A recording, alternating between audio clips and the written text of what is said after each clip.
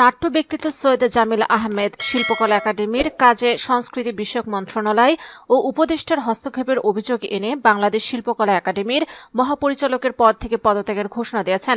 শুক্রবার সন্ধ্যায় শিল্পকলা একাডেমিতে আয়োজিত অনুষ্ঠানে বক্তৃতার এক পর্যায়ে তিনি পদত্যাগের কথা জানান। শিল্পকলার ডিজির পদত্যাগের ঘোষণার পর বিষয়টি নিয়ে কথা বলেছেন সংস্কৃতি বিষয়ক উপদেষ্টা মোস্তফা সরওয়ার ফারুকী।